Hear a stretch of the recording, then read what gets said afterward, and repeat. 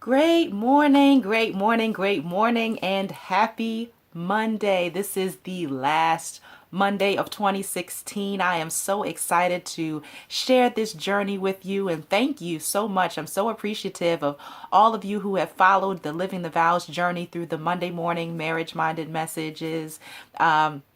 It's just been a powerful time, and I'm so excited to hear your growth and see how you have grown in your marriages and how you all have just been able to thrive. That's what this is really all about, really being able to bring that joy back to your marriages and put you in full action mode when it comes to marriage and being intentional, because there's a lot of sacrifice that goes into marriages and we hear that quite a bit, and that's actually what I want to focus on today.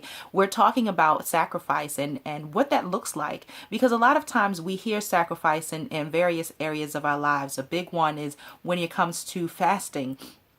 For those of you who choose to fast for whatever reason, we hear, oh, well, I'm giving up certain foods, or I'm not going to eat after a certain time of day, or what have you.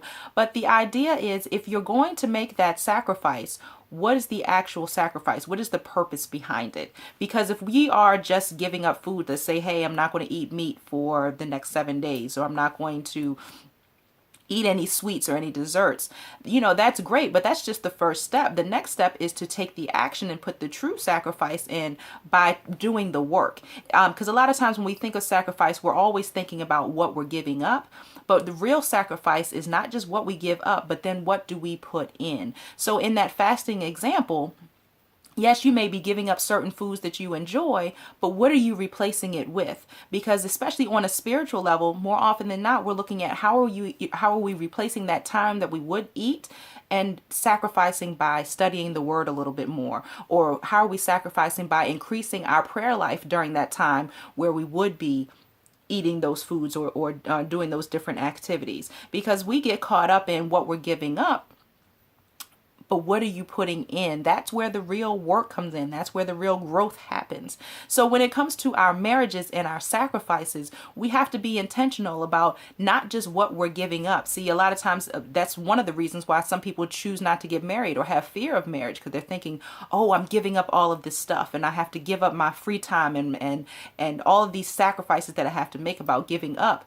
But when you focus on what you're putting into your marriage, you're going to grow that much further, and it's going to be that much more enjoyable after you've put in the work. And sometimes even while you're putting in the work, there's so many things that we can learn about each other, and more importantly about ourselves, when we put in the work. So for example, I'm somebody who likes to stay on the go. I know there's quite a few of the ladies out here who are in that position. But for an example, I had to learn how to slow down just a little bit. I'm still learning. I know my husband is watching this. I'm still learning. But slowing down a little bit and not staying on the go so much. But it's not so much about, okay, I'm not going to go to this event and I'm going to stay at home.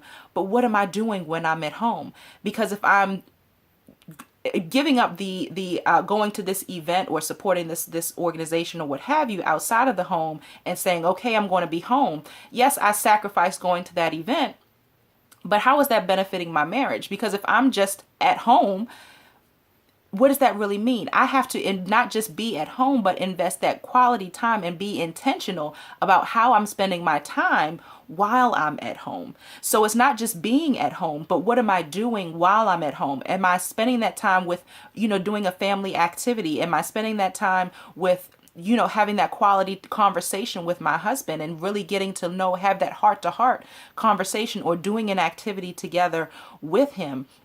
Are we creating that intimacy while I'm at home? Because if I'm just at home and I'm on the computer, or if I'm reading a book, he's upstairs, I'm downstairs, that's not a real sacrifice, because all I'm doing is sitting home mad because I could have been at this event, but here I am in the home and we're not really doing anything. So it's not just about giving up, but putting in. What is that next step to say, okay, instead of going out, I am going to intentionally be home, and from 7 p.m. to 9 p.m., we're going to focus on family time, and we're going to bake cookies together or cook dinner together or do color together.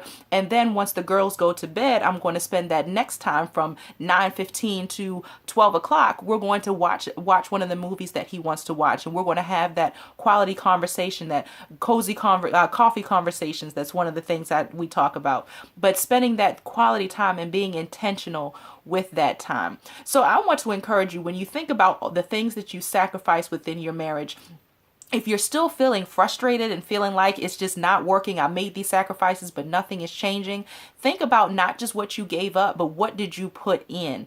If you want support with that, I do have a few openings on my calendar for this week. I know it's a holiday week, schools are out, and you may have a little more flexibility with your schedule, but either way, make sure you get on the calendar. Make sure you email us at yes@livingthevows.com so you can make sure you get your schedule. I will also post the calendar link with this video, so you can click right on the link and get your calendar schedule without waiting, because I want to make sure you are investing your time wisely so that you're seeing the growth within your marriage. You're making the changes that you desire.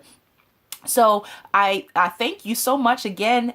This is it for 2016. So the next time I post a marriage-minded message, it will be in 2017. I'm so excited about that. So enjoy your last few days of 2016, but make them intentional. Make them intentional. If this video is serving you, please, I always want to know. I need your feedback. So email us yes@livingthevows.com. Make sure you go to our website, www.livingthevows.com, and check us out. And of course, follow us on social media, Twitter, Facebook, Instagram. You can find us all Living the Vows. And for the ladies, specifically for our wives, make sure you are connected in the Two Ring Connection. That is our Facebook group for wives only. It's a private Facebook group, so make sure you put in your requests so we can include you in that and we can rock and roll into 2017. So thank you all so much.